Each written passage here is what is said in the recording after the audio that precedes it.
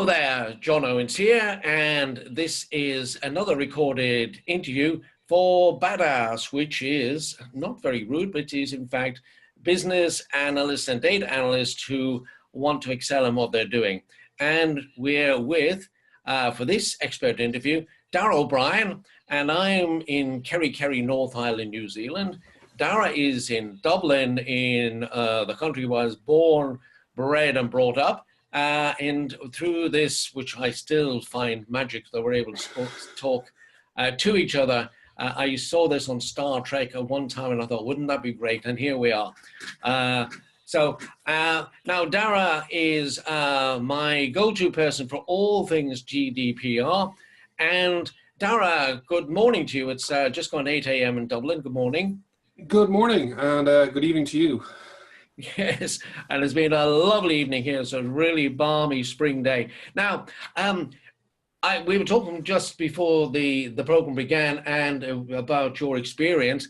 It's so long that I thought it'd be better to ask you, you're all now with GDPR, but your connection with the European Union data protection goes back quite a few years, doesn't it? Well, I'm a hardcore business side data guy from my time in the telco. So when I was running single view of customer, when I was running regulatory, data protection law and data protection compliance was a key element of that. Prior to that, again, as a law student, I had some arguments with the law faculty in the 90s about why they weren't teaching this as a subject, because I could see that it was a key issue. So fast forward to now, since 2012, I've been involved in some of the early drafts and early consultations on GDPR, and we've been working actively with clients since 2012, 2013 in Castlebride to help get them ready. Because while the detail was still emerging, just like a good agile project, we knew what the themes were going to be. We knew what the key epics were for the use cases, and we were getting people moving early to try and get ahead of the curve. Excellent. Now I'm going to ask you some questions which may seem simplistic, but it is just that simple one. The very first question I'm going to ask you, because everybody thinks they'll have the answer to it, but what is GDPR? At its simplest, GDPR is a regulation from the European Union, and that regulation relates to the handling and processing of data about people, or data that relates to people, or data that identifies people in electronic or manual form. So it's a technology neutral piece of legislation. And the importance of the word regulation from an EU perspective is that it has direct effect in member states. So there's no need for any individual EU member state to do anything. This becomes law on the 25th of May. Well, it is law now, and it comes into force on the 25th of May, 2018. Among the key changes in GDPR are a recodification of the core fundamental principles of data privacy in Europe, and the introduction of a new principle. Well, not a new principle, but the bringing forward of an old principle called the accountability principle, which was buried in the mire of how you actually had to go about doing data protection stuff previously. But now they've brought it up and they've said, this is actually a principle. And if you're not doing these things, that's an offense under the legislation. And the accountability principle for those of us in the data world is basically the mandate from God for data governance. Because what it says is that there are core principles for data privacy around fairness, transparency, minimizing the amount of data you're processing so you only have the minimum you need for the purpose you have, limiting how much data you're storing, keeping it accurate. But the accountability principle says you have to be able to demonstrate that you have controls in place for those things and that they are effective.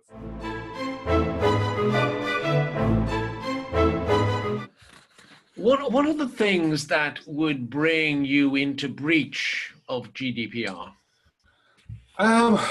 One of the simplest things is if you don't tell people what you're going to do with their data. One of the key fundamental requirements in GDPR is a principle of fairness, lawfulness, and transparency. And there are specific requirements in the GDPR about telling people what you're going to do with their data. What's the purpose you have it for? How long are you going to keep it for? Who might you be sharing it with? What basis are you sharing it with people, with those other entities? And if you're transferring the data outside of the European Union or European Economic Area, which is the EU plus Norway, Iceland, and Liechtenstein. So there's your table quiz question for the weekend, John. Name the countries of the European Economic. You're transferring data outside those countries, demonstrating the basis under which that transfer is happening. So New Zealand is what's called a safe country in EU terms. So we've looked at your data. The European Commission has looked at the data privacy laws in New Zealand and said they're good. We can work with them. They're an equivalent standard. Again, that's a rolling review. So data moving from Europe to New Zealand, there's a basis there. But if you're moving data from Europe to New Zealand, you'll have to disclose it. And not complying with those things, not thinking about the basis you're transferring data, not thinking about what you're using it for, and not telling people, that's kind of the key area where organizations fall down. There's a whole lot of other areas, but it's a 209-page document, John, with 99 articles. We could be here for a week. No. I think we'll use the Pareto principle here and hope that we'll do with 10% covering 90%. Yeah. Now, what are the current penalties for breach? Okay, under GDPR, the headline that everyone talks about are two key categories of penalty: 4% of global turnover for the organization, or 20 million euro, or 2% of turnover, or 10 million euro. So the 4% fines are for breaches of the core principles. So if you don't have the transparency right, if you're capturing more or processing more information than you need, if you're holding it for an indefinite period of time without a reason, they're the principles that are going to get you the big penalties potentially. But the 2% of turnover, I call them the offenses against the paperwork fines.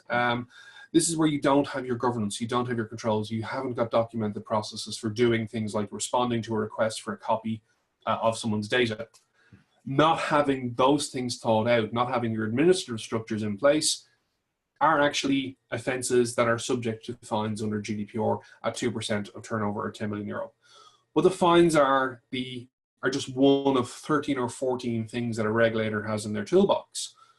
The non-fine sanction they can hit you with is, among the non-fine sanctions they can hit you with, is asking you not to process the data, asking you to delete the data, asking you to change your processing in a time period they'll define, not that you'll define.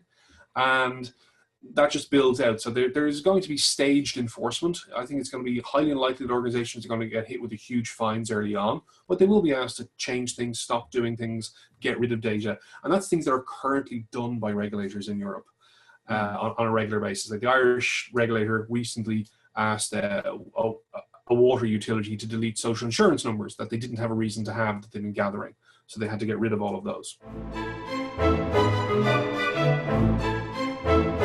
And if you were asked, to give, and you may well be part of your job, imagine you were asked to give an enterprise just 5 steps to prepare for GDPR compliance. Here you are, you're going down the elevator, you've got 3 minutes to do this. What are the 5 steps you would advise them? Okay, first thing I'd say is don't panic. And the reason I say don't panic, first of all, is organizations are looking at this and they're either deciding not to do anything because they're waiting to see how things pan out because they're terrified of the potential, or they are simply locked in paralysis by analysis. A third reason is the 25th of May 2018 is Tell Day. It's Douglas Adams' birthday. So there's a Hitchhiker's Guide to the Galaxy theme here. There's a lot of stuff in GDPR, but don't panic.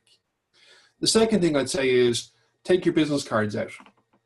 Get all your senior executives to take their business cards out and scratch out the word director of or head of on their business card.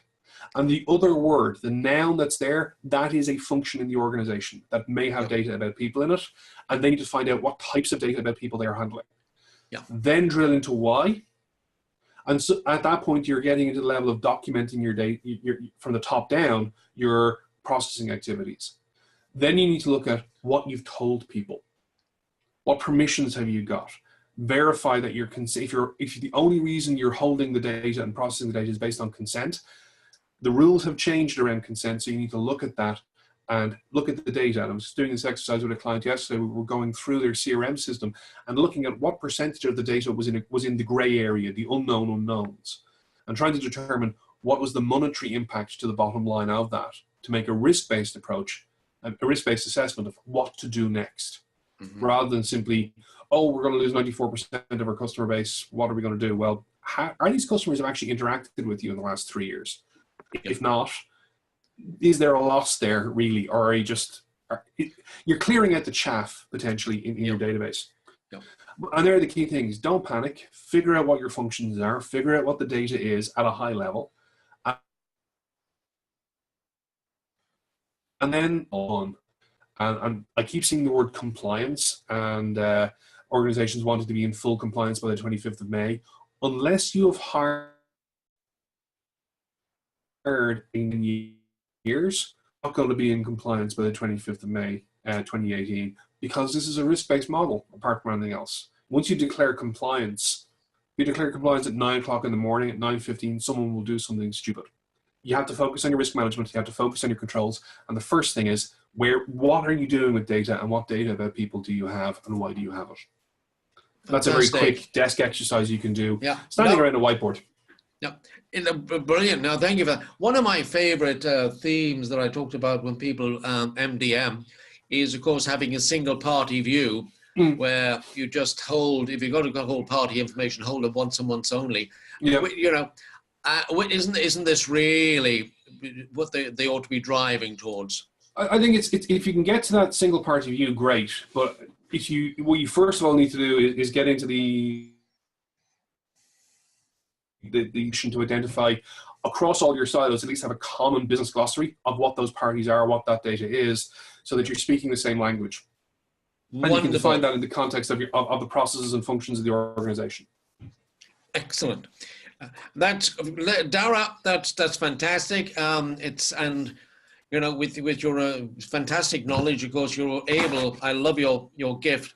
Lots of people have fantastic knowledge. They like to demonstrate it by complicating things. You do quite the reverse, and thank you for that. Well, I'm a bear of simple brain, John. You should know at this stage. Yeah, I was going to say I love marmalade too, but that bear of simple brain, he loves honey. It's Paddington loves marmalade. Yeah. Fantastic. Daragh, thank you so much for this. You're welcome, John. It's been a pleasure to catch up with you again. And once again, fantastic knowledge. And all of the members of Badass will really appreciate it. And so thank you. And bye-bye for now, Daragh. Thank you. Bye-bye. Take care, John. Bye.